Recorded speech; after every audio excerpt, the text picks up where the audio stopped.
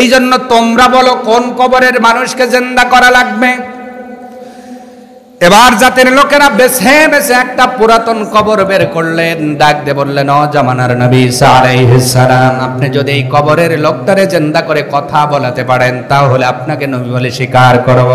সাইয়েদনা ঈসা আলাইহিস সালাম কবরের পাশে যখন গিয়ে বললেন, কুম বিইজনিল্লাহ, আল্লাহ পাক তার ক্ষমতা দিয়া কবরবাসীর লোকটারে দাঁড় করায়া দিয়েছে। দাঁড়াইয়া সালাম দিয়েছে, আসসালামু আলাইকুম চাচাজি, ভালো আছেন তো? সুবহানাল্লাহ। কবরের লোক ওইটা সাইয়েদনা ঈসা আলাইহিস সালামকে কি বলছে? চাচা। কি বলছে বলেন তো? ঈসা আলাইহিস সালাম আশ্চর্যিত হয়ে গেলেন, কি রে আমি কোন বংশের চাচা? হ্যাঁ, আমি তোমারে চিন্তা করছি আর তুমি ওইটা চাচা চাচা ভাই বললেও তুই তো চাচা বলো কেন? আমার তো দাড়িও পাকে নাই। সাইয়েদনা ঈসা আলাইহিস সালাম তখন টাটকা যুবক মানুষ। সুবহানাল্লাহ। যুবক মানুষরে কেউ চাচা ডাকে না ভাই ডাকে? তো হইলে তো ভাই ডাকা লাগবে, চাচা ডাকো কেন? কবরের লোকটা ডাক দেব, আমি হলো নূহ আলাইহিস সালামের ছেলে, আর সব নবী পরস্পর ভাই, কিন্তু আদম আলাইহিস সালাম হলো আমাদের জাতির পিতা, আর আমাদের আদি পিতা আর ইব্রাহিম আলাইহিস সালাম হলো আমাদের জাতির পিতা। এছাড়া সব নবী পরস্পর পরস্পর ভাই।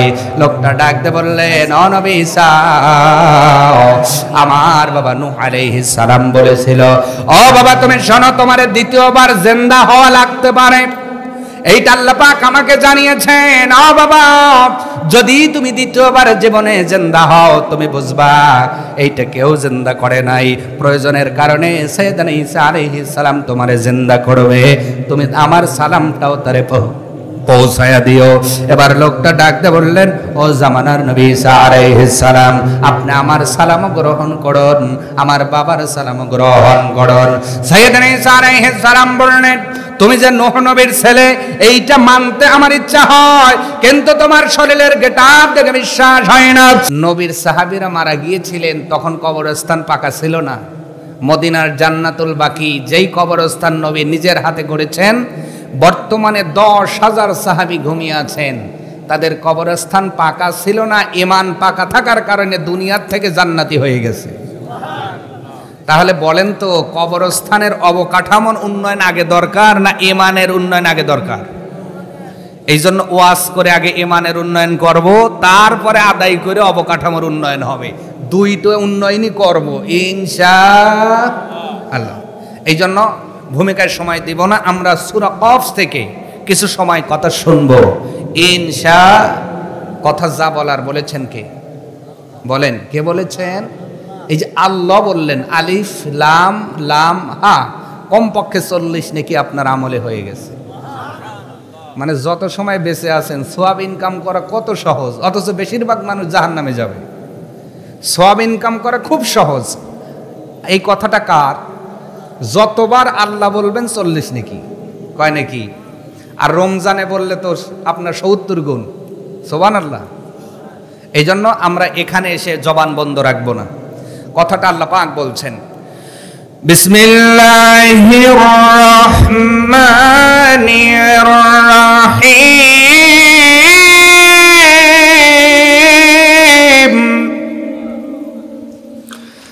লাকাদ কুনতা ফী গাফলাতিন মিন হাযা ফাকাশাফনা আনকা গিতাআক।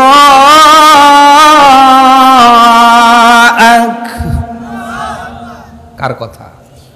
আল্লাহ পাক বলছেন, লাকাদ কুনতা ফী গাফলাতিন মিন হাযা, ও বান্দা, ও বান্দি, এই দিন সম্পর্কে তুমি বেখবর ছিলা, গাফেল ছিলা। কোন দিন? মরণের দিন। আল্লাহ ইন্ডিকেট করে বলছেন, যখন আজরাইল এসে যাবে, মানুষের চোখ বড় হয়ে যাবে, অনেকের মুখ বাঁকা হয়ে যাবে, হাত পড়ে যাবে, পা আর কাজ করবে না, মানুষ অসহায় হয়ে ওই দিন ফেরেশতা দেখতে পাবে। সুবহানাল্লাহ বলেন। কি দেখতে পাবে বলেন তো? এটা আমি বলি না, রব্বুল আলামিন আয়াতের শেষের অংশে বলছেন, ফাবাসারুকাল ইয়াউমা হাদিদ, ও বান্দা বান্দি, আমি আল্লাহ ওই দিন তোমার চোখের রঙিন পর্দা তুলে নেব। এই পর্দা থাকার কারণে আমি আপনি এখন ফেরেশতা দেখতে পাচ্ছি না, কিরামান কাতিবিন দেখতে পাই না, জিন দেখতে পাই না। আল্লাহ রাব্বুল আলামিন সূরা কাফের 22 নম্বর আয়াতের শেষের অংশে বলছেন, ও বান্দা বান্দে, যেই দিন মরণের দিন চলে আসবে, তোমার রূহটা যখন এই হলকমে চলে আসবে, জোরে বলেন কোথায় আসবে? মানুষের রূহ যখন হলকমের মধ্যে আজরাইল নিয়ে আসে, ওই সময় আল্লাহ পাক ওই মানুষের চোখের দৃষ্টির পর্দাটা তুলে নেন। খুব ভালো করে বুঝবেন সম্মানিত হাজিরিন, চোখের উপরে আল্লাহ রঙ্গিল পর্দা ফেলে দিয়েছেন, এই জন্য ফেরেশতা দেখতে পাই না। এই জন্য দেখবেন আমার সামনে আমার মা বাবা যখন মারা যায়, আমার ভাই মারা যায়, হাসপাতালে হোক বাড়িতে হোক, দেখবেন অনেক মানুষ বলে তোমরা সরে দাঁড়াও, তাকে আসতে দাও।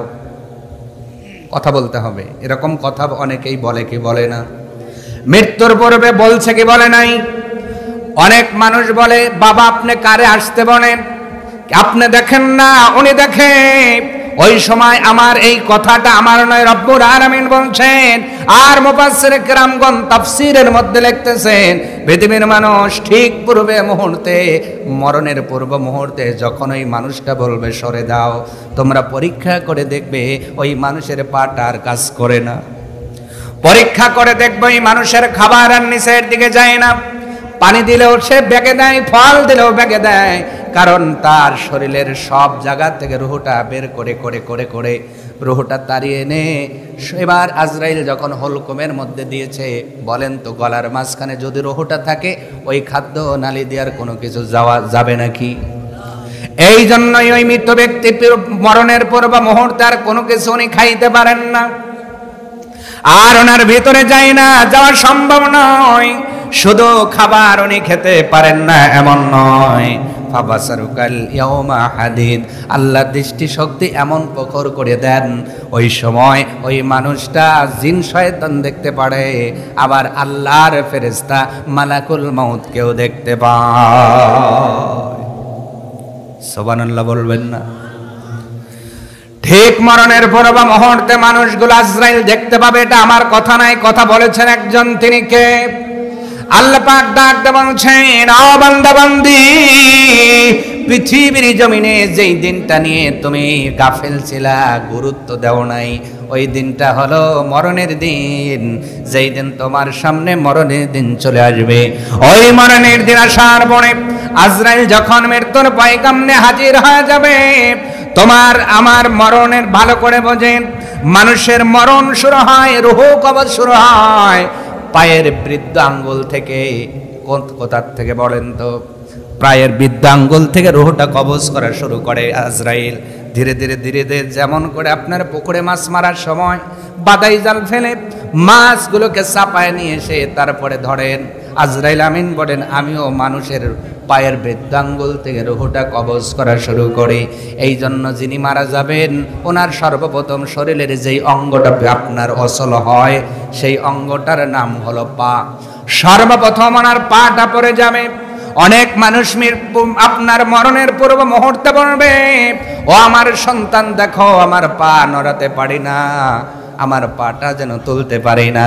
কারণ কেমন করে তুলতে পারবে? আজরাইল ইতিমধ্যেই তার রূহটা পায়ের থেকে কবজ করা শুরু করে দিয়েছে।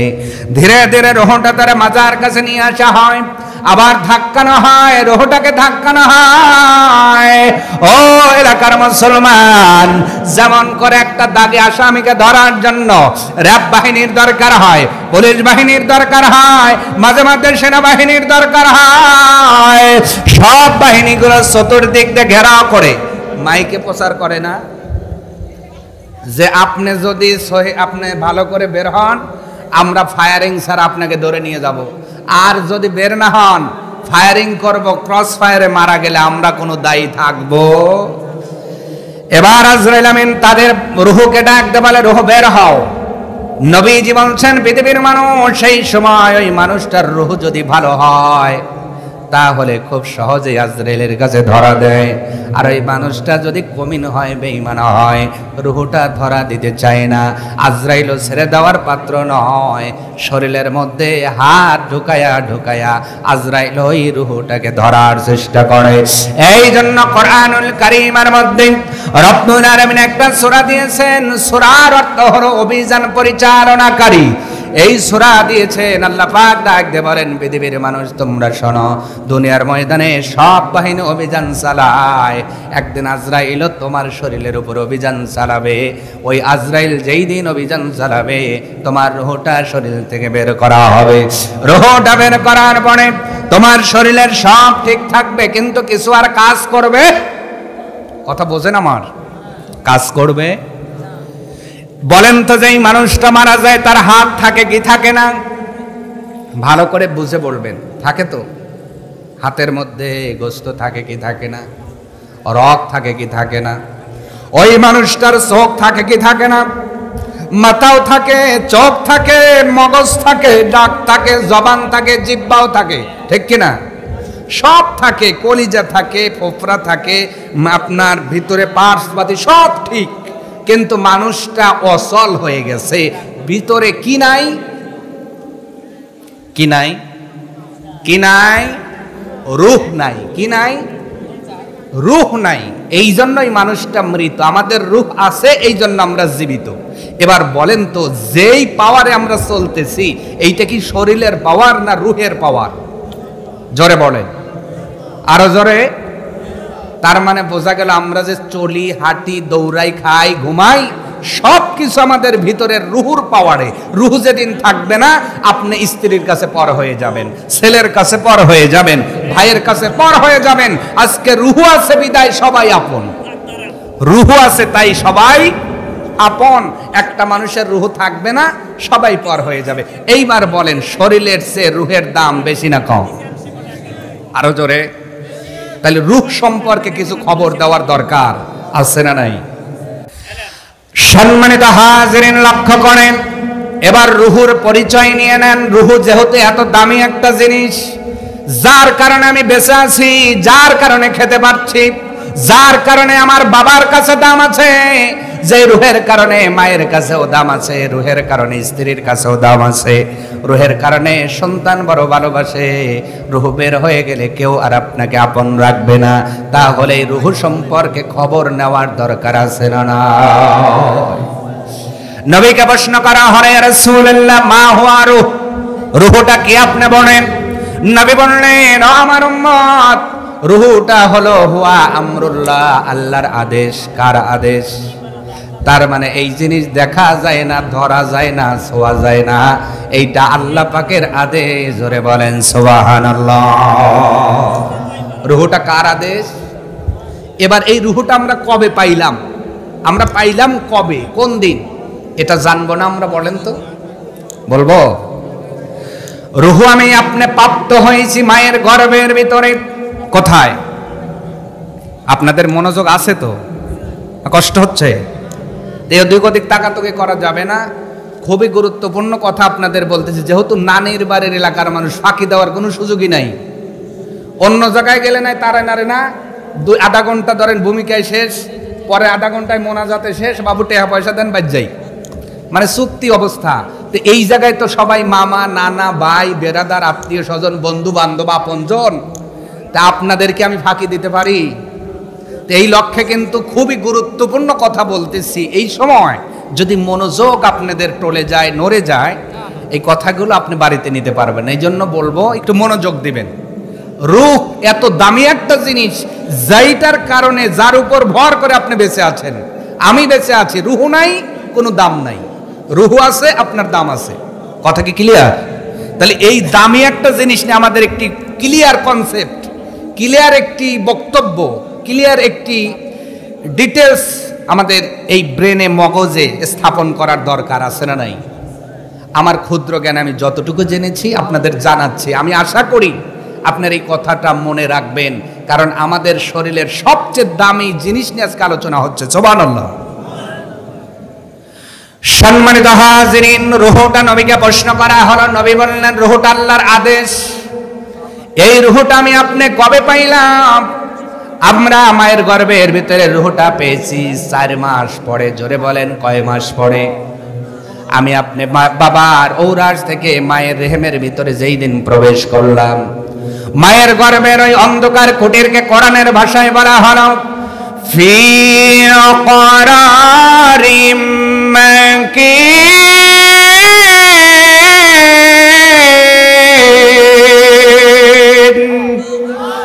কোরআনের ভাষায় মায়ের ওই গর্ভটাকে করারিম মাকিন বলা হলো।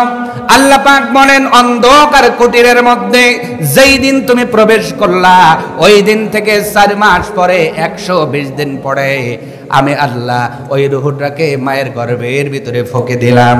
আল্লাহ পাক বলেন, আমি রূহের জগৎ থেকে বলেছিলাম ও সাজিদুল যাওয়া লাগবে। সাজিদুল আছে না, ওই পাশেই বসে আছে আর একজন সাদ্দাম, আমার সাদ্দাম মিতার ভাই, কি নাম জানো? তানজিম, আবার আনোয়ার। এই যে নাম তো পরে হয়েছে, কিন্তু রুহের জগতে সবাই সমান। আল্লাহ কয়, এই আনোয়ার যাওয়া লাগবে। রুহের একটা রুহের একটা বৈশিষ্ট্য হলো যে জায়গায় থাকে ওই জায়গায় আপন মনে করে। আল্লাহ যখন বলছিল সাজিদুল, আনোয়ার, তানজিম, এই যে আকাশ, এই বাজার যা আছে যাওয়া লাগবে, এরা কয় না আল্লাহ যাবো না, এইটাই ভালো জায়গা, আমরা যাবো না। আল্লাহ কয় না, যাওয়া লাগবে তো। রুহের জগৎ আল্লাহ এনে দিয়ে দিলেন মায়ের গর্ভের ভিতরে। রুহু মায়ের গর্ভের এসে এটাও আপন মনে হয়েছে। মায়ের গর্ভে 9 মাস থাকছে। এখন রুহু কয় আল্লাহ ওইদের যে এই জায়গায় তো ভালো, সব ফ্রি পাওয়া যায়, বাতার যতটুক লাগবে আল্লাহ তুমি দিছো, আলো যতটুক দরকার তুমি দিছো। মা গোস্ত খাইলে আমি গোস্ত পাই, মা মাছ খাইলে মাছ পাই, মা পানি খাইলে পানি পাই, কোনো কষ্ট নেই। আল্লাহ এইটাই ভালো, এই জায়গায় থাকবো। আল্লাহ কয় 10 মাস পূরণ হয়েছে, এবার দুনিয়ায় যাওয়া লাগবে। সুবহানাল্লাহ। তাহলে আমরা বুঝলাম রুহের একটা টেন্ডেন্সি হলো যে জায়গায় থাকে রুহু ওই জায়গাতেই আপন মনে করে।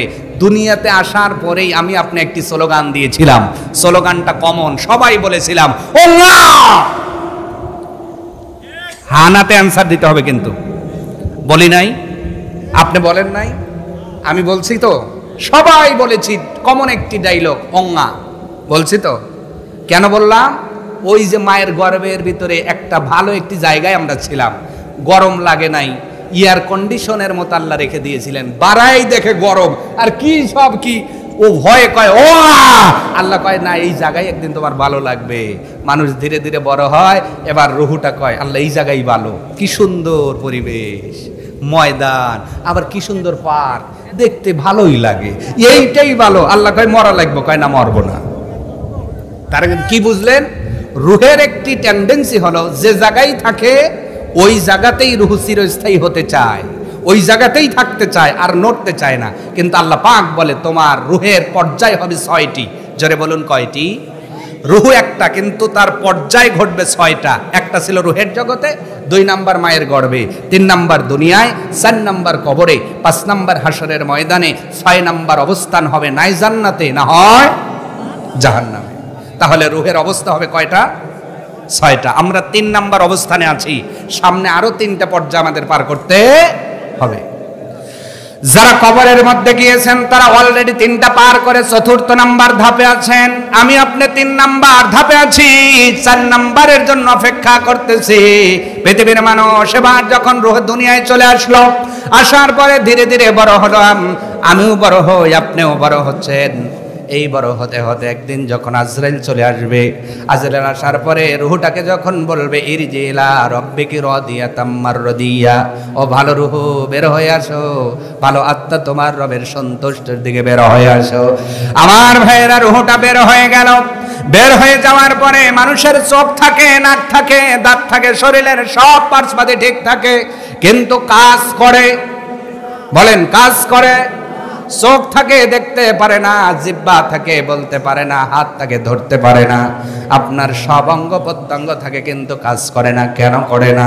তার মানে ভিতরে দামি একটা জিনিস রুহ নাই, এই জন্য শরীর অকাজীয় হয়ে গেছে। আরেকটু উদাহরণ দিলে ভালো করে বুঝবেন। যারা নতুন বিল্ডিং করেছেন অথবা ঘর করেছেন, বিদ্যুতের লাইন নেওয়ার জন্য বলেন তো ওয়ারিং করার দরকার হয় কি হয় না? জোরে বলেন হয় কি হয় না? ইলেকট্রিশিয়ান আসে, আসার পরে সর্বপ্রথম আপনার ওই যে খাম্বা বলেন, পোল বলেন, ওখান থেকে একটা লাইন টানলো। লাইন টানার পরে আপনার মিটারের মধ্যে লাইন দিয়ে দিল। মিটার থেকে সর্বপ্রথম যেই আপনার সুইচে লাইন দেয়, সুইচটার নাম হলো মেইন সুইচ। কি সুইচ? একটু উদাহরণ দিচ্ছি, ভালো বুঝতে সুবিধা হবে, না কষ্ট হচ্ছে? কোন সুইচ বোঝেন? মেইন সুইচে লাইন দেওয়ার পরে এবার ইলেকট্রিশিয়ান বলতেছে আপনার রুম কয়টা? কয় 3টা। কয়টা পয়েন্ট হইব? কয় 18টা। কয়টা? 3 রুমে কয়টা পয়েন্ট? কলে এত কেন? কয় আরো বেশি কথা হইলে 20টা দিব। তোমার সমস্যা কি? কলে না কোনো সমস্যা নেই, আপনি কিনে দেবেন আমি লাগাবো, সমস্যা কি? মেইন সুইচ থেকে এবার উনি লাইন টানা শুরু করলেন, বোর্ড লাগালেন, ফ্যান লাগালেন, লাইট ধীরে ধীরে ধীরে ধীরে পয়েন্টগুলো শেষ করে দিলেন। দেওয়ার পরে আপনি মেইন সুইচে লাইন সংযোগ দেওয়ার পরে যখন সুইচ চাপ দেন ফ্যান ঘোরে না? কথা বলে না। আপনাদেরকে কথা বলতে মানা করছে আমার নানিরা মামিরা নাকি? ঘোরে কি ঘোরে না? লাইট জ্বলে কি জ্বলে না? আবার আপনি চার্জ দিলে চার্জ ওঠে কি ওঠে না? সব কিছু ঠিক আছে, কিন্তু আপনার বাড়িতে মেহমান আসলো, মেহমানের মধ্যে একটা দুষ্টু পোলা আছে, ও যায় কয় তোর ফ্যান ঘোরানোর স্বাদ মিটাইতেছি, এই কথা বইলা যায় মেইন সুইচ তুলে দিছে। কি করছে? কথা কয় না। মেইন সুইচ তুলে দেওয়ার পরে আর ফ্যান ঘুরবে? এখন আমি হুজুর যদি দোয়া করে সুইচ দেই বিসমিল্লাহির রহমানির রহিম, কাম হইব? কেন? সুইচ কি নষ্ট? তার কি খারাপ? ফ্যান কি নষ্ট হইছে? লাইট কি নষ্ট হইছে? কিন্তু ঘোরে না জ্বলে না কেন? বুঝে থাকলে সবাই অ্যানসার দিতে হবে। ঘোরে না জ্বলে না কেন? Main switch. বাড়িওয়ালা বলতে যে দুষ্টু ছেলের কাম দেখো, এই জন্য তো বলি ফ্যান ঘোরে না কেন। 2 ঘন্টা চেষ্টা করার পরে বাড়িওয়ালা দেখে মেইন সুইচ তোলা, উনি যখন আবার মেইন সুইচ নামায়া দিলেন, আবার সংযোগ পাওয়ার পরে বলেন তো যদি সুইচ দেওয়া থাকে একই সাথে সব ফ্যানগুলো ঘোরে কি ঘোরে না? আল্লাহ রাব্বুল আলামিন বলেন, ও বান্দা শুনে না, পৃথিবীর জমিনে ইলেকট্রিশিয়ান তোমার ঘরের মধ্যে কত সুন্দর করে ওয়্যারিং করলো, কত সুন্দর করে পয়েন্ট দিয়ে দিল। বান্দা তুমি শোনো, আমি আল্লাহ ওই ইলেকট্রিশিয়ানের চেয়ে বড় ইলেকট্রিশিয়ান। লাকাদ খালাকানাল ইনসানা ফি আহসানি তাকওয়িম।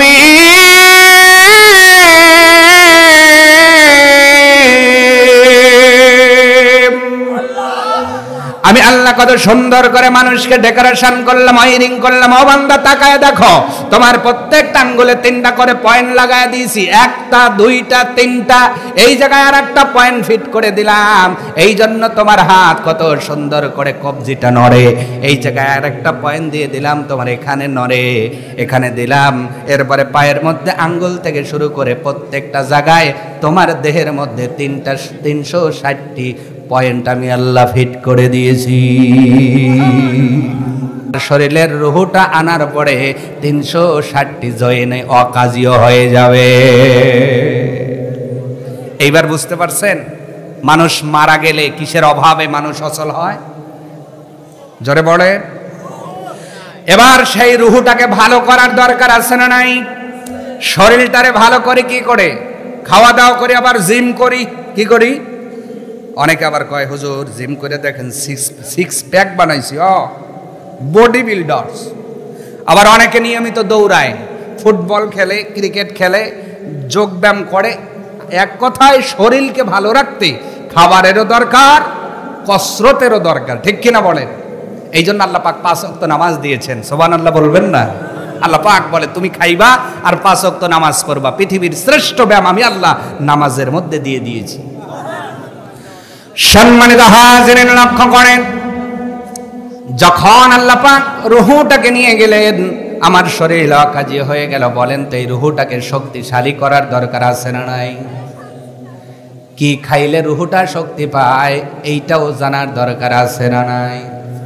আমাদের শরীর শক্তি পায় ভাত খাইলে, রুটি খাইলে, গোস্ত খাইলে, বিরিয়ানি খাইলে, পোলাও খাইলে, কলা খাইলে, আপেল খাইলে, কমলা খাইলে। সব কিছু উৎপন্ন হয় মাটি থেকে। জোরে বলেন কোথা থেকে? তার মানে এই মাটির শরীর ভালো রাখতে মাটি থেকে খাবারের উৎপন্ন, খাবারের প্রয়োজন। দুনিয়ার জমিনে যত খাবার আমি খাই ম্যাক্সিমাম খাবার উৎপন্ন হয় মাটি থেকে। আর আমার শরীর আল্লাহ মাটির নির্যাস থেকে বানিয়েছেন।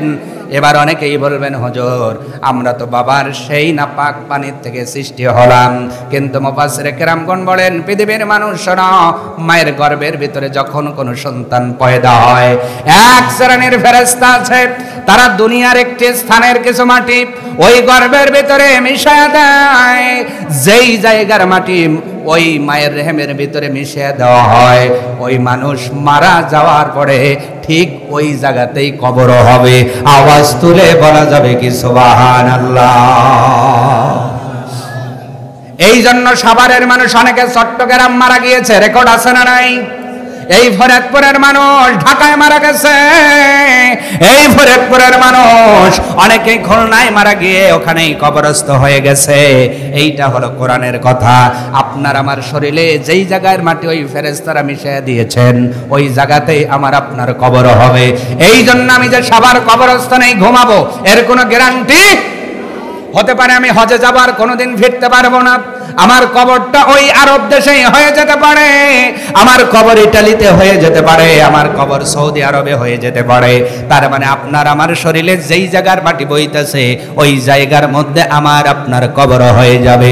এই জন্য মায়ের রেহেমের ভিতরে যেহেতু মাটি মিশ্রিত করা হয়েছে, এই জন্য সব মানুষই মাটির থেকেই তৈরি, সুবহানাল্লাহ। আর এই মাটির থেকে তৈরি বডির জন্য মাটির থেকে খাবারের প্রয়োজন হয়। আপনি যদি 2 বেলা না খান বলেন তো মাথা ঘোরে কি ঘোরে না? এই জন্য ভাত খাওয়া লাগে, রুটি খাওয়া লাগে, ডিম খাওয়া লাগে, আপেল খাওয়া লাগে, কথা কয় না, ঠিক না? তাহলে শরীরে শক্তি হয় মাটির থেকে উৎপন্ন খাবার খেলে। কেন? কারণ আমার শরীরটাই হয়েছে মাটির থেকে, মাটির থেকে খাবার পাই, এই জন্য আমার শরীরে শক্তি পাই। এবার রুহুটা কিসের তৈরি?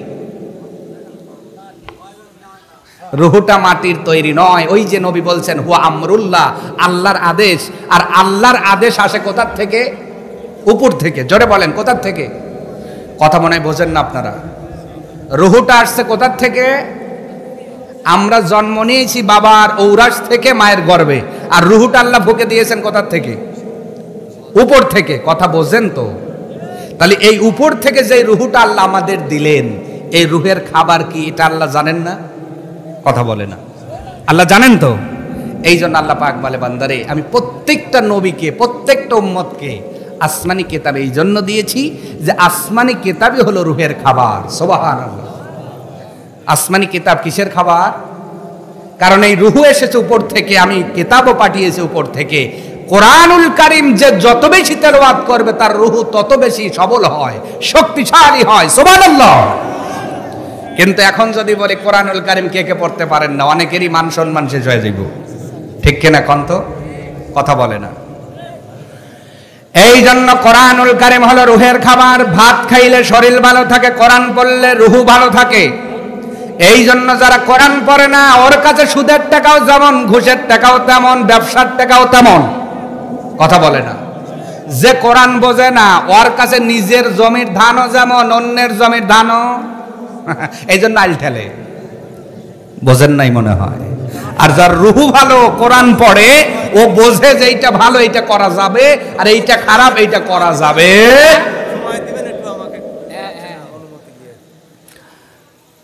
সম্মানিত হাজিরিন, তাহলে মরণ আমরা রুহু সম্পর্কে খবর নিলাম, যেই রুহুটা আমার শরীরের দামি পার্টস। এবার এই রুহুটা বের হওয়ার সময় কষ্ট আছে না নাই? জোরে বলেন। যাকে বলি আমরা মৃত্যু যন্ত্রণা। কি বলি বলেন তো? একটা শরীর, একটি গাছে আপনি কলম দিলেন, কি দিলেন? ভালো করে বোঝেন, কি দিলেন? কলম দিলেন। কলম যখন দিয়েছিলেন দুইটা ঢাল ছিল আলাদা আলাদা, কিন্তু যখন ওইটাকে আপনি জোড়া লাগাইছেন, কিছুদিন পরে যখন কলমটা লেগে গেছে আর টান দিলে ওইটা বের হয় না, তখন করাত লাগে। কি লাগে? আর করাত যখন চালাতে হয় তখন গাছ থেকে একটি রস বের হয়, ও বুঝায় আমার কষ্ট হয়। এই রুহুটা আসতে চায় নাই, কিন্তু আল্লাহ যখন আমাদের শরীরে দিছেন, রুহুটা শরীরটারে আপন মনে করে, রুহুটা ফিট হয়ে গেছে শরীরের সাথে। ওই রুহু যখন আজরাইল বের করে, রুহু আসতে চায় না, কিন্তু আজরাইলও ছেড়ে দেওয়ার পাত্র। মরণের যন্ত্রণা আছে। কেমন যন্ত্রণা? এটা বলেই আচ্ছা একটু কয়েকটা মিনিট সময় নেই। আমি আপনার কথা বলেই আমরা আদায় চলে যাব। আর কয়েকটা মিনিট আমি আদায়ের জন্য একটু কথা বলবো। ইনশাল্লাহ আমাকে আর কয়েকটা মিনিট সময় দেন। আর কয়েকটা মিনিট আমরা এই মৃত্যু যন্ত্রণা বলেই উনি কিছু কথা বলবেন, এরপরে আমরা আদায় চলে যাব। তাহলে আর আলোচনার মধ্যে কোনো ডিস্টার্ব হলো না, ঠিক না? আর কয়েকটা মিনিট। প্রিয় ভাইয়েরা, মরণ যন্ত্রণা আছে কেন? কারণ রুহুটা আমাদের শরীরে বসে গেছে, আপন মনে করে ফিট হয়ে গেছে। এই ফিট হওয়া জিনিস যদি আপনার ছুটাতে হয়, বলেন তো কষ্ট আছে না? দার সাথে লোহাটা যখন লাগায়, ঝালাই দেয়, তখন নরম, কিন্তু যখনও শক্ত হয় ওইটারে আর সহজে ভাঙা যায়। ভাঙতে গেলে বলেন তো হাতুড়ি লাগে কি লাগে না? বাটার লাগে কি লাগে না? সেনি লাগে কি লাগে না? আমার মিলন, এই যে আমার ছোট ভাই যে কাজ করে কাঠের কাজ, ওই যখন আটা দিয়ে যে ফিট করে তখন কিন্তু আলাদা, যখন ফিট করছে এরপরে টাইনে বাড়া বাইক করতে গেলে আতুর লাগে, নাহলে করাত লাগে। কি লাগে? এর চাইতেও যদি না বোঝেন, আর বোঝানোর ভাষা আপাতত আমার নাই। ফিট হওয়ার রুহুটাকে যখন আজরাইল বের করার জন্য চলে আসবেন, মৃত্যু যন্ত্রণা কত বেশি শোনেন। এখানে একটা উদাহরণ দেব।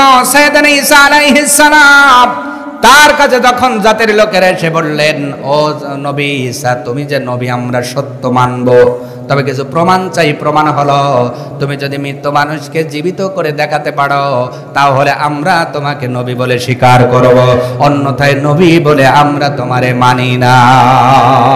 সাইয়েদনা ঈসা আলাইহিস সালাম বললেন, আল্লাহ, এ আবার কেমন আবেদন? এইটা তো তোমার কাজ। দুনিয়ার জমিনে কোন মানুষ মৃত মানুষকে জীবিত করতে পারবে? কেউ পারবে না, এটা তোমার কাজ। আল্লাহ পাক জানালেন, ও ঈসা, যেহেতু আমি আল্লাহ নবী বানিয়েছি, তোমার সম্মান রাখবো, আমি আল্লাহ তোমাকে ক্ষমতা দিয়ে দিলাম যে কবরের পাশে যাইয়া বলবা কুম্বে ইজনিল্লাহ, আমি আল্লাহ আমার ক্ষমতা দিয়া ওই কবরের মানুষটাকে জিন্দা বানায়া দেব। আল্লাহ যখন অনুমতি দিয়ে দিলেন, সাইয়েদনা ঈসা আলাইহিস সালাম বললেন, ঠিক আছে, তোমরা বলো কোন কবরের মানুষকে জিন্দা করা লাগবে বলো। কারণ আমি বললে, আমি যদি করি তুমি বলবা যে এই কবর না ওই কবর, এই কবর না। এই জন্য তোমরা বলো কোন কবরের মানুষকে জিন্দা করা লাগবে। এবার জাতির লোকেরা বেছে বেছে একটা পুরাতন কবর বের করলেন, ডাক দিয়ে বললেন, ও জামানার নবী ঈসা আলাইহিস সালাম, আপনি যদি এই কবরের লোকটারে জিন্দা করে কথা বলাতে পারেন, তাহলে আপনাকে নবী বলে স্বীকার করব। সাইয়েদনা ঈসা আলাইহিস সালাম কবরের পাশে যখন গিয়ে বললেন কুম্বে ইজনিল্লাহ, আল্লাহ পাক তার ক্ষমতা দিয়া কবরবাসীর লোকটারে দাঁড় করায়া দিয়েছে। দাঁড়াইয়া সালাম দিয়েছে, আসসালামু আলাইকুম চাচাজি, ভালো আছেন তো? সুবহানাল্লাহ। কবরের লোক ওইটা সাইয়েদনা ঈসা আলাইহিস সালামকে কি বলছে? চাচা। কি বলছে বলেন তো? ঈসা আলাইহিস সালাম আশ্চর্যিত হয়ে গেলেন, কিরে আমি কোন বংশের চাচা? হ্যাঁ, আমি তোমারে চিন্তা করছি আর তুমি ওইটা চাচা চাচা ভাই বললেও তুই তো চাচা বলো কেন? আমার তো দাড়িও পাকে নাই। সাইয়েদনা ঈসা আলাইহিস সালাম তখন টাটকা যুবক মানুষ। সুবহানাল্লাহ। যুবক মানুষরে কেউ চাচা ডাকে না ভাই ডাকে? তো ওইলে তো ভাই ডাকা লাগবে, চাচা ডাকো কেন? কবরের লোকটা ডাক দিয়ে বলল, আমি হলো নূহ আলাইহিস সালামের ছেলে, আর সব নবী পরস্পর ভাই, কিন্তু আদম আলাইহিস সালাম হলো আমাদের জাতির পিতা, আর আমাদের আদি পিতা আর ইব্রাহিম আলাইহিস সালাম হলো আমাদের জাতির পিতা। এছাড়া সব নবী পরস্পর পরস্পর ভাই। লোকটা ডাক দিয়ে বললেন, ও নবী ঈসা, আমার বাবা নূহ আলাইহিস সালাম বলেছিল, ও বাবা তুমি শোনো, তোমার দ্বিতীয়বার জিন্দা হওয়া লাগতে পারে। এইটা আল্লাহ পাক আমাকে জানিয়েছেন। ও বাবা, যদি তুমি দ্বিতীয়বার জীবনে জিন্দা হও, তুমি বুঝবা এইটা কেউ জিন্দা করে নাই। প্রয়োজনের কারণে সাইয়েদনা ঈসা আলাইহিস সালাম তোমারে জিন্দা করবে, তুমি আমার সালামটাও তারে পৌঁছায়া দিও। এবার লোকটা ডাকতে বললেন, ও জামানার নবী ঈসা আলাইহিস সালাম, আপনি আমার সালাম গ্রহণ করুন, আমার বাবার সালাম গ্রহণ করুন। সাইয়েদনা ঈসা আলাইহিস সালাম বললেন, তুমি যে নূহ নবীর ছেলে এইটা মানতে আমার ইচ্ছা হয়, কিন্তু তোমার শরীরের গেটাপ দেখে বিশ্বাস হয় না। নূহ আলাইহিস সালামের ছেলে ডাক দিয়ে বললেন, ও চাচা, কেন আপনার যে বিশ্বাস হয় না? কেন বিশ্বাস হয় না একটু বলেন তো। এবার সাইয়েদনা ঈসা আলাইহিস সালাম বললেন, ও নূহ নবীর ছেলে, তোমাকে তোমার কথা মানতে ইচ্ছা হয়, কিন্তু আমি নূহ নবীর কিতাব পড়ে দেখেছি, নূহ নবীর জাতির লোকেরা উম্মত জীবনে কোনোদিন তাদের শরীরের চুল দাড়ি পাকতো। আমি নূহ আলাইহিস সালাম এইটা জেনেছি, কিন্তু তোমার চুলও পাকা, দাড়িও পাকা, তোমার বাবার কেতাব আর তোমার শরীরের গেটআপ তো মেলে না, এই জন্য তোমার পরিচয় মানতে বড় অনিচ্ছা হয়। এবার নূহ আলাইহিস সালামের সন্তান ডাক দিয়ে বলে, ও চাচা কি বলবো, যেই দিন আমার চুল পাকে নাই, দাড়িও পাকে নাই, কিন্তু আজরাইল যেই দিন মৃত্যুর পয়গাম নিয়ে হাজির হয়েছিল, ওই মরণের যন্ত্রণা এতই কঠিন, এতই কঠিন, যেই মরণ যন্ত্রণার কারণে আমার চুল দাড়ি সব পেকে গেছে। আওয়াজ তুলে বলা যাবে কি নাউজুবিল্লাহ? মরণের যন্ত্রণা আছে না নাই? এইবার বলতেছে নূহ আলাইহিস সালামের ছেলের কথাই সাইয়েদনা ঈসা আলাইহিস সালাম বলেন, এ বেটা, একটা হিসাব মেলে আরেকটা তো মেলে না, আরেকটা কি হিসাব? কয় নূহ নবীর জাতির লোকের উম্মতেরা কোনোদিন ঘামে নাই, তোমার শরীর তো ঘামে, এদিক একবার এফার ওফার, এত ঘামতেছো কেন? আমি পড়ে দেখেছি ওই জাতির লোকেরা ঘামে নাই, তুমি তো ঘামো। সুবহানাল্লাহ বলবেন না? নূহ নবীর ছেলে ডাক দিয়ে বলছেন, ঈসা আলাইহিস সালাম, চাচা যে আপনি শোনেন, মরণের যন্ত্রণার কারণে চুল দাড়ি পেকে গেল, আর আজরাইল যেই দিন তার বিকট সেই শরীর নিয়ে, বিশাল বড় শরীর নিয়ে আমার রূহ কবজ করার জন্য এসেছিল, দুনিয়ার জমিনে কত কিছু দেখেছি, এত ভয় পাই নাই চাচাজি। আজরাইলকে দেখে এতই ভয় পেয়ে গিয়েছিলাম, ওই ভয়ের কারণে আমার শরীরে একটা ঝাঁকি দিয়েছিল, ঘাম শুরু হয়ে গেছে, আমি জেগেছি, আবার ঘাম হয়েছে, আবার কিয়ামতের দিন আল্লাহ জাগাইলে ঘামা শুরু করব। এখানে মুফাসসিরে কেরামগণ বলেছেন, মানুষ কিয়ামতের দিন দুইটা কারণে ঘামবে। এক নম্বর কারণ হলো সূর্যের তাপের কারণে ঘামবে, দুই নম্বর কারণ আজরাইলের চেহারা দেখে মরণের সময় যে ভয় পাবে মানুষগুলো, এই ভয়ের কারণে, এই টেনশনে তারা কিয়ামতের দিন মানুষগুলো দরদর করে ঘামবে। সম্মানিত হাজরিন, এবার নূহ আলাইহিস সালাম সন্তান বলল, চাচা ওই আজরাইলের চেহারা দেখে ভয়ের কারণে ঘামা শুরু হয়েছে, এখন ঘামতেছি, আমার মনে হয় কিয়ামত পর্যন্ত ঘামা বন্ধ হবে না। ও জাতির লোকেরা, যেই নবীর ছেলে হইয়া আজরাইলের চেহারা দেখে ঘামা বন্ধ হয় নাই, এমন কোন আমল করেছেন যেই আমলের কারণে আপনি নিশ্চিন্তায় বসে আছেন? এমন কোন আমল আছে আপনার যেই আমলের কারণে মৃত্যু যন্ত্রণা হবে না, এই চিন্তা নিয়ে বসে আছেন আপনি? আমার ভাইয়েরা, বাবাজিরা, বন্ধুরা, ভালো করে বুঝবেন। এবার নূহ আলাইহিস সালামের সন্তানকে ডাক দিয়ে বলল, ও ভাতিজা, তাহলে যেহেতু জিন্দা করেছি, তুমি যদি চাও আল্লাহ পাকের কাছে অনুমতি নিয়া কিছুদিন দুনিয়ায় থেকে যাও, যেহেতু জিন্দাই হইছো। সুবহানাল্লাহ। এবার নূহ নবীর ছেলে ডাক দিয়ে বললেন, চাচা জি বলেন তো, যদি আজকে আমি কবর থেকে উঠে যাই, আবার কি মরা লাগবে নাকি? ঈসা আলাইহিস সালাম বললেন, হ্যাঁ, যেহেতু জিন্দা হইবা, মরা তো আবার লাগবেই। নূহ নবীর ছেলে ডাক দিয়ে বললেন, না না, সম্ভব না, যদি মরতে হয় আমি ওই মরণের যন্ত্রণা নিতে চাই না, একবার নিয়েছি তাই সইতে পারি না, আবার নিলে কেমন করে সইব?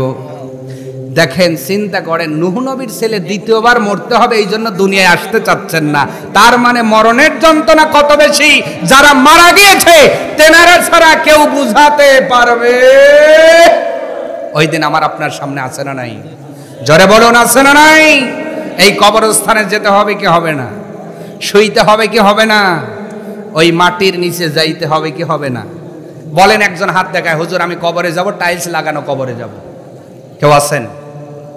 100-র উপরে বিঘা জমি মালিকও তো এই গ্রামে বসবাস করে, 60 বিঘা, 70 বিঘা, 50 বিঘা জমির লোকের তো অভাব নাই।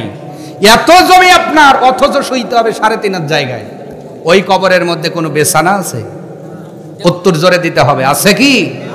দরজা আছে? জানালা আছে? উপরে যেইটা দিবে ওইটা বাস, ওইটা কি এসএস পাইবও দিবে না, দিবে কি বাস। সম্মানিত ভাইয়েরা, তাহলে যেই কবরে আপনি শুবেন, যেই কবরে আপনি ঘুমাবেন, হ্যাঁ, ওই কবরে আপনার জায়গাটা আপনার নামে হওয়ার দরকার আছে না নাই?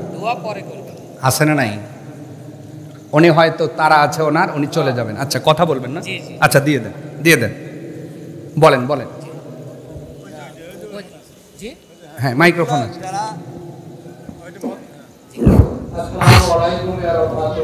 এখানে ওকে, সমস্যা নেই, সমস্যা নেই। হ্যাঁ হ্যাঁ, আমি শুরু করলে আর ই হবে না, বক্তা আসা পর্যন্ত করবো ইনশাআল্লাহ। আমাদেরই মনে হয় অনেকে একটু ভয় ভয় করতেছেন যে বাবা আমরা শিখেছে প্রথম টাকা পায় নাকি, ভয় ভয় করতেছেন নাকি?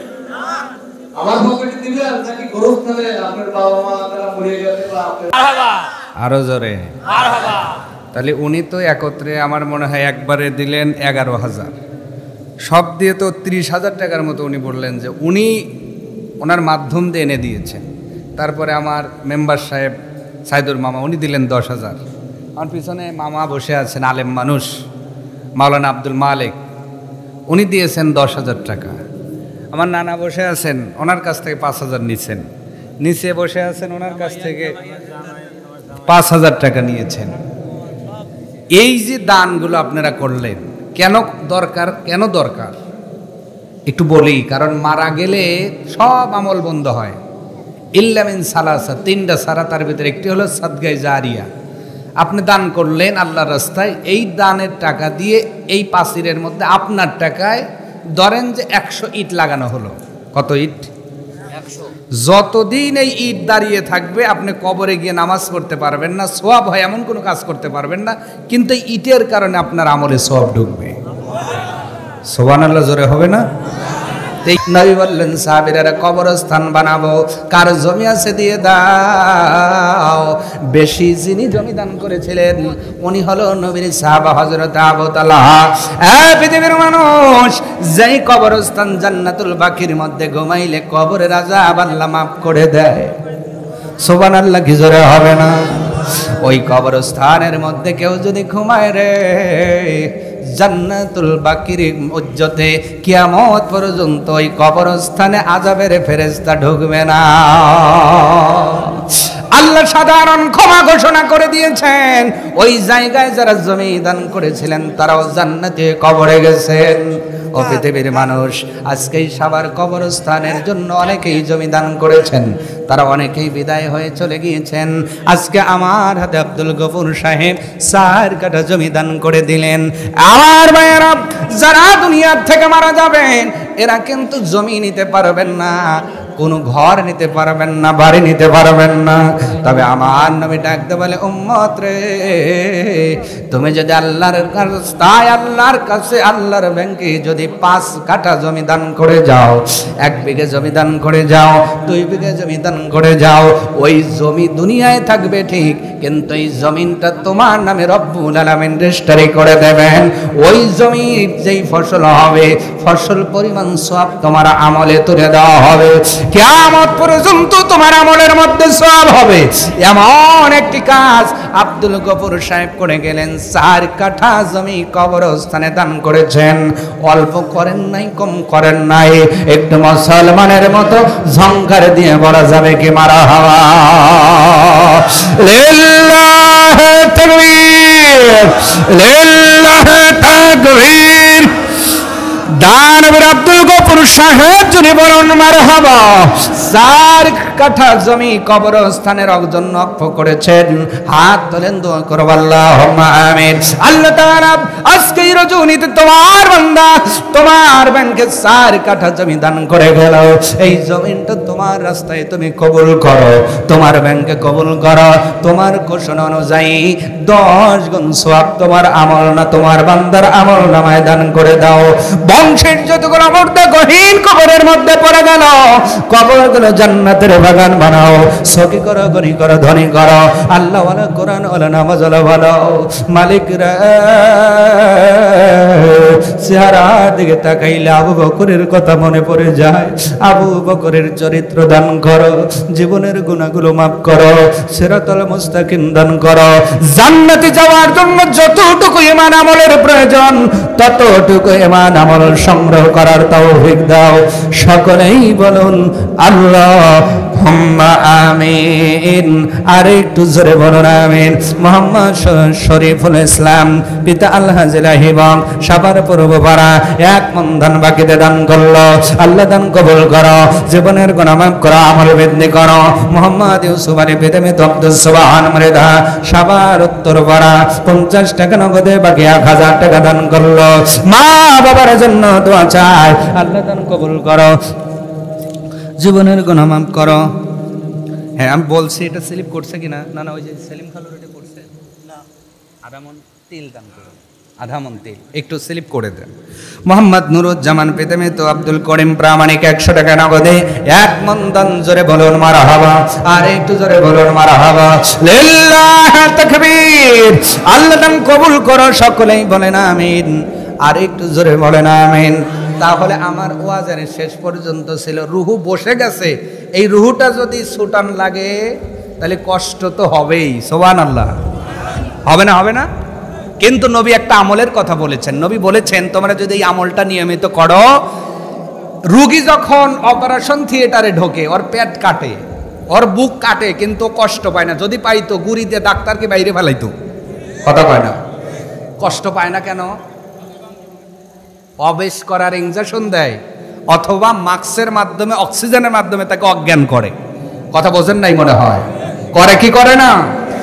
নবীজি ডাকতে বলেন, এ সাহাবীরা, तमाम পৃথিবীর উম্মতদের বলে দিও আমি নবী একটা আমলের কথা বলে গেলাম। যদি নিয়মিত এই আমল আমার কোনো উম্মত বেটাবেটি করতে পারে, মরণের সময় আযাব হবে, কষ্ট হবে, কিন্তু এই আমলের কারণে শরীরটা অবেশ হয়ে যাবে, মৃত্যু যন্ত্রণা বুঝতে পারবে না। আর একটু জোরে বলে, নবীর চাইতে ভালো মানুষ আর দুনিয়াতে আসবে নাকি? আসবে। সেই মানুষটার কাছে আজরাইল আসবেন। রুহুটা কেমনে নিবেন আজরাইল দেখেন। সেই মানুষের কাছে আজরাইল আসবে। মরণের 5 দিন পূর্বে নবীজির শরীর মোবারকে জ্বর চলে এসেছেন। 1 ডিগ্রি নয়, 2 ডিগ্রি নয়, 100 ডিগ্রির উপরে জ্বর। নবী থরথর করে কাঁপতেছেন।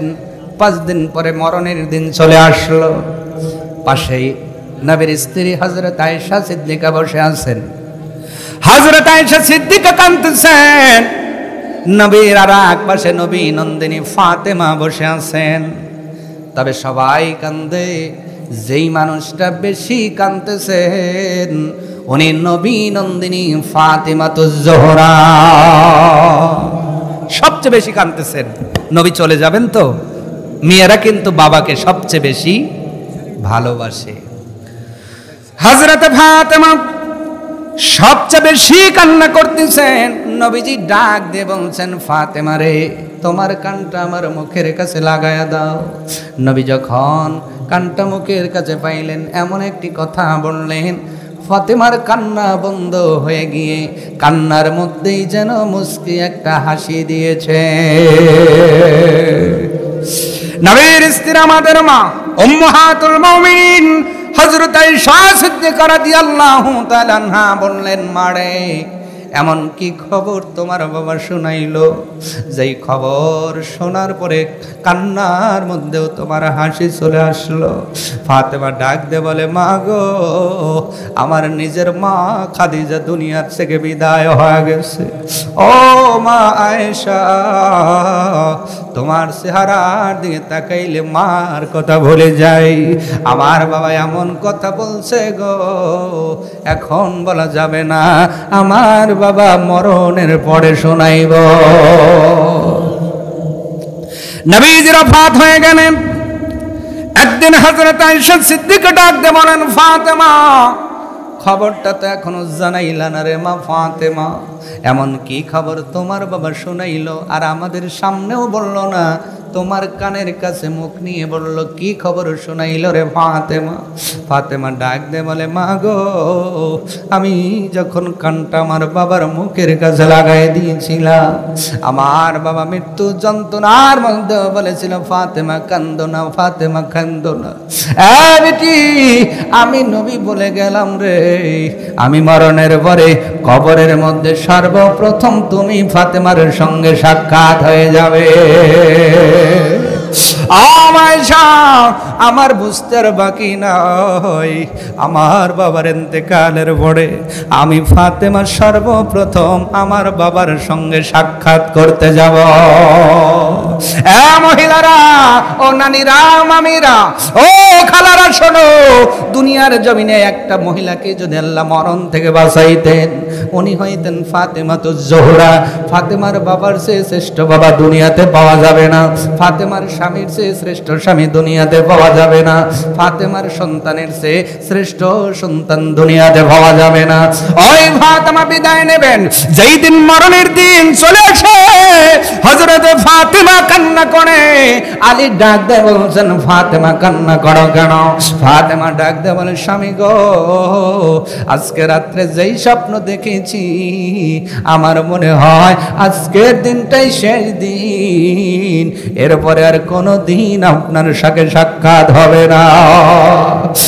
ফাতেমা কি হয়েছে? ফাতেমা ডাক দেয়, বলে স্বামী, ঘরের ভিতরে দেখলাম আমার বাবা রহমাতুল লিল আলামিন চলে এসেছে। কি যেন খোঁজে, কি যেন খোঁজে, নবী কিছু কথা বলেন না, চলে যাবেন। পিছন দিক দিয়ে ডাক দিলাম, বাবা আপনি কি খুঁজলেন, চলে যান কেন? নবী ঘুরে ওঠে বলে, ফাতেমা রে, আমি তোমাকেই তো খুঁজতেছিলাম মা, প্রস্তুতি নিয়ে নাও, তোমার সাথে সাক্ষাৎ করার সময় হয়ে গেছে। স্ত্রী স্বামীর কাছে এই কথা বলছে। ফাতেমা ডাক দিয়ে বলে, স্বামী গো, আমি তো চলে যাব, বলেন তো আপনার কাছে আমি কেমন ছিলাম? সুবহানাল্লাহ বলবেন না? ফাতেমা, আমার কাছে তুমি কেমন থাকবা? দুনিয়ার শ্রেষ্ঠ স্ত্রী তুমি, সুবহানাল্লাহ। ও স্বামী, কোনো কারণে মনে কষ্ট দিয়েছি কিনা? না না, কষ্ট দাও নাই। ফাতেমা তুমি কষ্ট দাও নাই, ফাতেমা কষ্ট দাও নাই। ফাতেমা এইবারে ডাক দিয়ে বলে, স্বামী গো, আমার মরার পরে কোনো জানাজার দরকার নাই, আপনি নিজেই গোসল করাবেন, কাফন পরে দাফন করাবেন। হযরত আলী ডাক দিয়ে বলে, ফাতেমা, তোমার মতো মহিষী নারীর জানাজায় হাজির হওয়ার জন্য নবীর সব সাহাবীগুলো লালায়িত হয়ে আছে, এমন ওসিয়ত কেন করে যাও?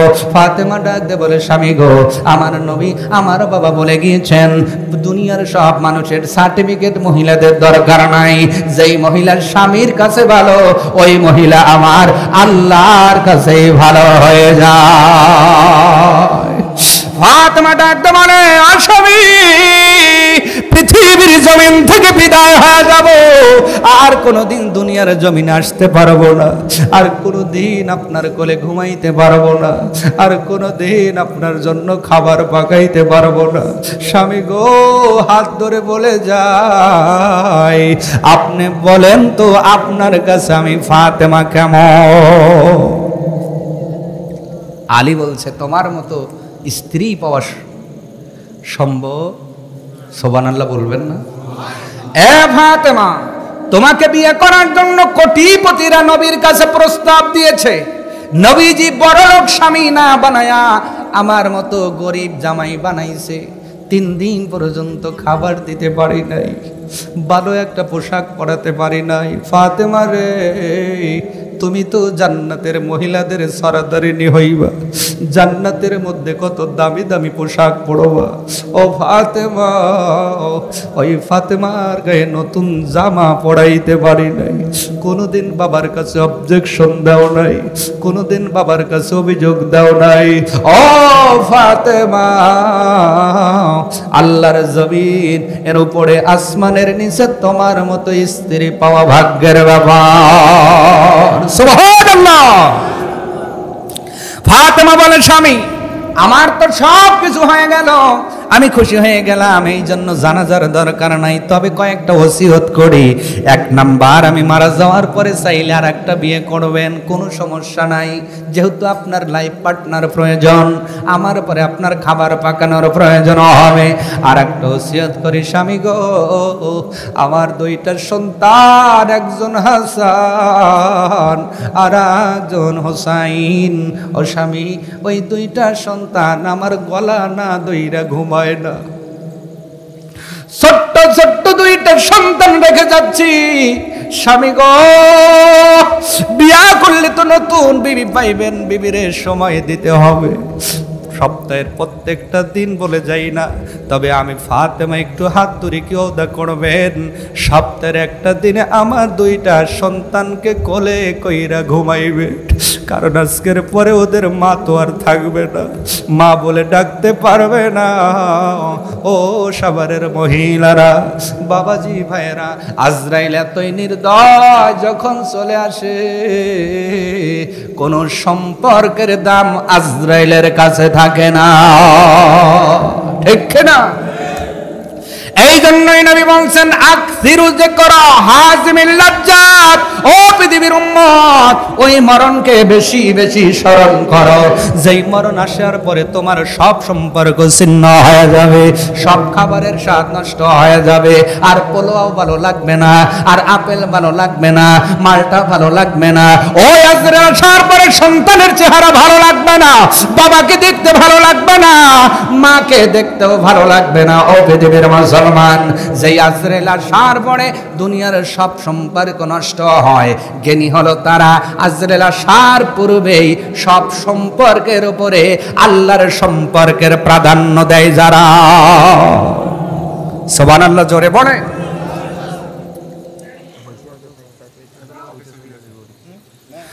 মোহাম্মদ সেলিম প্রামাণিক, পিতা জানু প্রামাণিক, আধামন তিল, জোরে বলুন মারহাবা, আরো জোরে বলুন মারহাবা। আল্লাহ তোমার বান্দার দেন কবুল করো।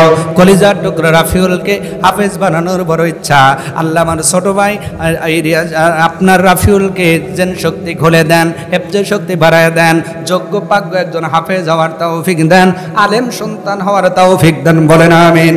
মোহাম্মদ আক্কাস আলী বেদনে তো আজির উদ্দিন সাবার দহপাড়া 100 টাকা নগদে 10 কেজি এরি ধান, আল্লাহ দান কবুল করে আব্বার কবর মাফ করে দেন। নুরুজ্জামান বিদেমিত আব্দুল করিম প্রামাণিক 100 টাকা এক মন ধান স্কুল ভাড়া, আল্লাহ আপনার বান্দার দান কবুল করেন। হাবিবুর রহমান বিদেমিত কায়েম প্রামাণিক সাবার উত্তর পাড়া 1000 টাকা নগদে আধা মন দান করলো, আল্লাহ তোমার বান্দা হাবিবুর রহমানের দান কবুল করো, আব্বার কবর মাফ করো, সকি করো, গনি করো, ধনী করো, আল্লাহ ওয়ালা কোরআন আলানা বাজারা বানাও। মোহাম্মদ শরীফুল ইসলাম পিতা হাজিরা হিবা সাবার পূর্বপাড়া এক মনের দান দাদা দাদির জন্য দোয়া চাই, আল্লাহ দান কবুল করো। ইউসুফ আলী পেদামিত আব্দুল সুবহান মেধা সাবার উত্তর পাড়া 50 টাকা নগদে 1000 বাকি, আল্লাহ দান কবুল করো। আব্বা সহজারা কহিন কবরে মাফ করো। মোহাম্মদ জামাল হোসেন পেদামিত আব্দুল গফর পূর্বপাড়া থেকে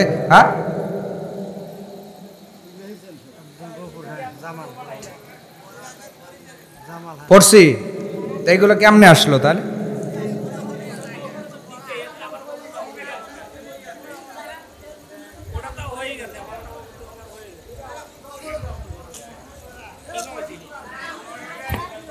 মারহাবা কর।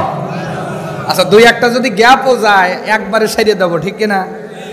যে ইন্নাল্লাহ আলিমুম বিজাতিস, দলিল আছে না? কথা কয় না, দলিল আছে না নাই? ইন্নাল্লাহ আলিমুম বিজাতিস সুদূর,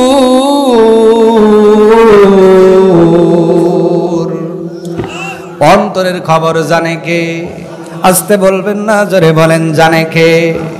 এই জন্য অন্তর দিয়ে যারা দান করেছেন আল্লাহ সকলকে দান কবুল করুন, সকলেই বলেন আমিন। খবর যেইটা দিতেছিলাম দেব নাকি? খবর দিতে পরে মনে পড়ে গেল সেই গাজার কথা, ফিলিস্তিনের কথা, বাইতুল আকসার কথা। মরণ আছে, কিন্তু এমন মরণ, মা গর্ভবতী, 9 মাস গর্ভবতী, ঘরের মধ্যে আছেন, সন্তান ডেলিভারি হবে, সন্তানকে আদর করবেন, মা জানেন না তার এমন মরণ হবে। ঘরের মধ্যে ঘুমায় আছেন, তার উপরে বম্বিং করা হয়েছে, মিসাইল ছোড়া হয়েছে, মার পেট ছিঁড়ে সন্তান দূরে গিয়ে পড়েছে, মা অবিদায়, সন্তান অবিদায়।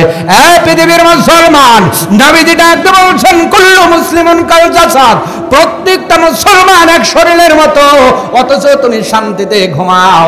তোমার ঈদ চলে গেল আনন্দের ভেতরে। আমার ফিলিস্তিন ভাইয়েরা কত কষ্টে দিন কাটাইছে, এত জোরে একটা মিসাইল ছোড়া হলো, কয়েকতলা বিল্ডিং মুহূর্তের ভিতরে ধসে পড়ে গেল। একটা মাসুম সন্তানের হাত ধ্বংসস্তূপের ভিতরে বের হয়েছে, তার শরীর নাই, দেহ নাই, শুধু হাতটা বের হয়ে আছে। বলো সাভারের মুসলমান, কিয়ামতের দিন যদি আল্লাহ ডাক দে বলে, এ সাভারের মুসলমান, তুমি আনন্দে ঈদ কাটাইলা, তুমি শান্তিতে ঘুমাইলা, আমার গাজার মুসলমানগুলো বোম খেয়ে দুনিয়া থেকে বিদায় হলো, ডেলিভারি মহিলা হবে, ডেলিভারি করার টাইম পাইল না, তোমার জায়গা থেকে তুমি অন্যায়ের প্রতিবাদ করতে পারো নাই, জান্নাতে যাওয়া কত সহজ হবে না। কেন বলুন? গাজার জন্য আর আপাতত কিছু না পড়েন, গত জুমায় আমার মসজিদে টাকা কালেকশন হয়েছে অনেক, কিছু না পারলে আপাতত কিছু অর্থনৈতিক সাহায্য পাঠানোর দরকার আছে না নাই? জোরে বলেন, আছে না নাই? আমরা গাজায় টাকা পাঠাই না, আমরা ইসরায়েলে পাঠাই, কথা কয় না, ভুল বললাম? কয়েকটা বিকাশ নাম্বার আছে ইসরায়েলের, নগদ নাম্বার আছে, তার ভিতরে একটা হলো কোকা কোলা, 7 আপ, অনেক ধরনের চকলেট সামগ্রী থেকে শুরু করে নিত্যদিনের এই যে পণ্যগুলো ব্যবহার করি, এই ব্যবহারের মাধ্যমে আমরা ইসরায়েলের অ্যাকাউন্টে টাকা ঢুকাই, আর ওই টাকা দিয়ে বোম বানায়া আমার মুসলমান ভাইদের মারে। কিয়ামতের দিন আল্লাহ যদি বলে তুমি গাজায় টাকা পাঠাও না, ইসরায়েলে পাঠাইছো, হিসাব দাও, পারবেন? কথা বলেন, পারবেন? আজকে নিজের বাড়ির থেকে তাদের বিতাড়িত করা হচ্ছে মিশরে, তারা চলে যাচ্ছেন, ভাড়াটিয়া যখন বাড়িওয়ালারে তারায়, এর চাইতে গাদ্দারি আর কিছু হতে পারে? যেদিন ইয়াহুদিদের কেউ জায়গা দেয় নাই পৃথিবী জুড়া, পৃথিবী সত্য মানুষ জায়গা দেয় নাই, ওই দিন আমার ফিলিস্তিনের ভাইয়েরা দিলটা নরম করে বলছিল তোমরা এই দেশে থাকো। আজকে তাদের ক্ষমতা পাওয়ার এতই বেশি হয়েছে যে বারাটিয়া হয়ে বাড়িওয়ালা চোখ রাঙায় কয় বাইর থেকে যাও। আর আমরা মুসলমান মুখে কুলুপ দিয়ে এখনো শুয়ে আছি, বসে আছি। আমার তো বিশ্বাস ইসরায়েলের চতুর্পাশে যে মুসলমান রাষ্ট্রগুলো আছে, যদি খালি মুতিয়া দেয়, কথা কয় মোতা চেনেন না, মনে হয় পেশাব চেনেন না, সেই পেশাব করুক আর মুতিয়া দিক, চারিপাশে দাঁড়ায় খালি পেশাব করা শুরু করলো, বন্যে ভেসে যাওয়ার কথা, কথা কয় না? 200 কোটির উপরে মুসলমান একবার হুঙ্কার দিলে ইসরায়েল সহ বাতিল শক্তিগুলো দূরের গর্তে ঢুকে যাওয়ার কথা। কিন্তু আজকে মুসলমান আছে, বদরিয়া মুসলমান নাই। আজকে নামে মুসলমান আছে, আমলের মুসলমান নাই। আজকে ওই যে আইডি কার্ডে মুসলমান আছে, কিন্তু জেহাদের মুসলমান। এই জন্য আমরা কই রব্বান, আল্লাহ কই শুনলাম না বাজ্জা, কথা কয় না? তো মরার আগে আসল মুসলমান হতে চাই, রাজি আছেন তো? ফাতেমা হয়েছিল আসল মুসলমান, এই জন্য আল্লাহ দোয়া এমন কবুল করছে, শুধু মারা যায় নাই, আল্লাহ তাকে জহুরা বানায়া কবরটাকে গোপন করে রেখে দিয়েছে। সুবহানাল্লাহ। দোয়া করলে দেখেন আল্লাহ কেমনে কবুল করে। স্বামীর কথা মানলে মেয়েদের মর্যাদা কত বাড়ে। আজকে আমাদের সমাজের নিয়ম হলো স্বামী হলো 4 সাবজেক্ট। স্বামী কয় সাবজেক্ট? বন্ধু যা বলে, বান্ধবী যা বলে ওইটাই বেশি, মা বাবা যা বলে ওইটাই দামি। মনে রাখবেন, মেয়েদের জন্য স্বামী বড় পীর। স্বামী কি বড় পীর? এনে শো আমি বেশিরভাগই বিয়ের তো মানুষ, কথা কর না কে জরে কর। যারা বিয়ে করছেন স্বামী হলো বড় পীর। নবীজির কাছে একজন মহিলা এসে বললেন, ইয়া রাসূলুল্লাহ, আমি দোতলায় থাকি, আমার মা বাবা নিচতলায় থাকে, আমার বাবা একটু অসুস্থ, আমার স্বামী দূরে, স্বামীর হুকুম ছাড়া অসুস্থ বাবাকে কি দেখতে পারবো? নবী বললেন, না, স্বামী আসুক, অনুমতি নিয়ে তারপরে দেখবা। সুবহানাল্লাহ কোন? কত দূরে আছে বাবা? নিচতলায়। মেয়ে আছে। আর আমাদের গুলার নিয়ম হলো বাবার যদি কাশি হয়, স্বামী মোহনপুর আছে, ফোন দেওয়ারও টাইম নাই, রাস্তায় যায় কই আমি কই চলে আইছি, কথা কয় না? এইগুলো আবার দোয়া করে কয় আল্লাহ ফাতেমার সাথে জান্নাত দে, কয় কবরে আইসা দেখ বাটাম রেডি রয়েছে, কথা কয় না? ফাতেমা ডাকতে বলছেন, ও স্বামী, শুধু আপনি কবর দিবেন, আপনি জানাজা দিবেন, আমার 2টা সন্তান দোয়া পড়বে। আলী ডাকতে বলে, ফাতেমারে, সব সাহাবীগুলো আমারে খারাপ মনে করবে। ফাতেমা ডাকতে বলে, ও স্বামী, কাফন পরায়া আপনি খাটের উপর রেখে যদি জানাজায় সাহাবীদের আনেন, কাফনের উপর দিয়ে সাহাবীগুলো মাপ দেবে আমি কত লম্বা ছিলাম, আমার স্বাস্থ্য কেমন ছিল, পর্দার খেলাফ হয়ে যাবে স্বামী গো। পর্দার আয়াত নাজিলের পরে একটা মুহূর্তের জন্য যেই ফাতেমা বেপর্দা হয় নাই, মরার পরে বেপর্দার খেতাব নিয়ে কবরে যেতে চাই না। ফাতেমা বিদায় হয়ে গেলেন, নিজের স্বামী গোসল করালেন, সুবহানাল্লাহ। এইবার যারা স্বামী আছেন, এখন যদি স্ত্রী মারা যায়, স্বামীকে যদি বলে দোয়ান তো কয় দিবি দৌড়, কথা কয় না, কয় আর দোয়াবো না, কারণ মানুষ মরলে বাঘ হয়, বাঘ মরলে মানুষ হয়, কথা জোরে বলা লাগবে। এমন স্বামী আছে স্ত্রী মারা গেলে ভয় পাবে, জীবনেও দোয়াতে যাবে না। এই তো স্বামী স্ত্রীর মহাব্বত। আবার স্বামী মারা গেলে অনেক স্ত্রীকে যদি বলা যায় তোমার স্বামীকে এত ভালোবাসতা, যেই স্বামীকে ধইরে জড়ায়া ধইরে ঘুমাইতা, ওই স্বামী তো মারা গেছে, দোয়াও। স্ত্রী বলবে এখন যাব না, ভয় লাগে, বলেন তো আছে না? নিজের স্ত্রীকে দোয়াইলেন, কাফন পরাইলেন, নিশিরাত রাত অন্ধকার, খাটিয়া ধরতে লাগবে 4 জন মানুষ আছে। কয়জন? হযরতে আলী, হযরতে হাসান আর হযরতে হোসাইন। কয়জন? খাটিয়া ধরতে লাগে কমপক্ষে কয়জন? কিন্তু একজন শর্ট, একজন অভাব। হযরতে আলী বড় টেনশনে পড়ে গেলেন। কিছু সময় পরে হযরতে আলীর গেটের মধ্যে যেন আওয়াজ হয়, নিশিরাত কে তুমি? ভিতর বাইরে থেকে আওয়াজ হয়, আমি সালমান ফার্সি এসেছি। ও আলী তুমি তাড়াতাড়ি দরজা খুলে দাও। আলী ডাক দে বলে এত রাতে কিসে? সালমান ফার্সি ডাক দে বলে আলী রে, কেন তুমি কি জন্য একজন লোকের অভাব হয়েছে? হযরত আলী ডাক দে বলে ও সালমান ফার্সি, ফোনও দিলাম না, চিঠিও লিখলাম না, তোমার কাছে সন্তানদেরও পাঠাইলাম না, কেমনে বুঝলা ফাতেমার খাটিয়ে ধরতে লোকের প্রয়োজন? সালমান ফার্সি ডাক দে বলে আলী রে, নবীর সঙ্গে তো তোমাদের সম্পর্ক ভালো নয়, আমাদের সম্পর্ক একেবারে খারাপ না। আলী, যেই নবী তোমাকে খবর জানায়, ফাতেমাকে খবর জানায়, ওই নবী খবর জানায় রে। ও আলী দেরি কইরো না, জান্নাতুল বাকির মধ্যে ফাতেমাকে দাফন করে দেওয়া হলো। ফজরের নামাজ পড়ার পরে খবর জানাজানি হইল। সাহাবীরা ডাক দে বলে আলী রে, এই একটা কাজ করলা, মহিষী নারীর জানাজায় আমরা করব, এটা মনের একটা আশা। সুবহানাল্লাহ। আমাদের না নিয়েই জানাজা দিলা। সাহাবী কয়েকজন ডাক দে বলছে, জানাজা না দিতে পারলে কি, চলো যাই কবরটা আপাতত জিয়ারত করে দোয়া করে আসি। সুবহানাল্লাহ। নতুন কবর দেখলে চেনা যায় না, কয়েকটা দিন কিন্তু চেনা যায়। কেন? নতুন মাটি। কি মাটি? অনেক সাহাবী চলে গেলেন কবর জিয়ারত করার জন্য জান্নাতুল বাকির মধ্যে, কিন্তু কি আশ্চর্যের বিষয়, গত রাত্রিতে কবর দেওয়া হয়েছে। ওই কবর কোনটা কবর খোঁজে খোঁজে খোঁজে, কিন্তু নতুন কবর একটাও খুঁজে পাওয়া যায় না। রালি স্ত্রী বড় ভাগ্যবতী পেয়েছিল, নবী নন্দিনী বেটির বিয়ে করেছিল, মহিষী নারীর জানাজায় দাঁড়াইব দিলা না, আবার কবর জিয়ারত করব, কবর তো খুঁজে পাই না। আলী কয় এই জায়গায় কবর দিছি, কয় দলিল নাই, নতুন কবর মাটি কই দেখাও। সুবহানাল্লাহ। এই জন্য ফাতেমার উপাধি হলো জোহরা। জোহরা মানেই গোপনীয়। জোহরা মানে কি?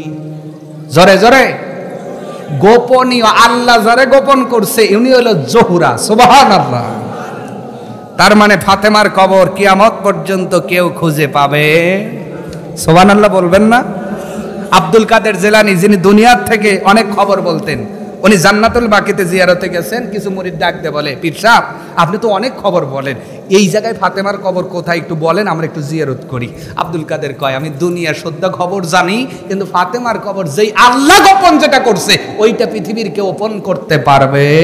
আমি আব্দুল কাদের কেন, কিয়ামত পর্যন্ত কোন ওলিও ফাতেমার কবরের সন্ধান দিতে পারবে না, শুধুমাত্র ফাতেমার স্বামীকে খুশি করে কবরে গেছে। সুবহানাল্লাহ। এরকম মরণ আমরা চাই কি চাই না? এলাকার মা বোনদের এইরকম চরিত্র হোক আমরা চাই কি চাই না?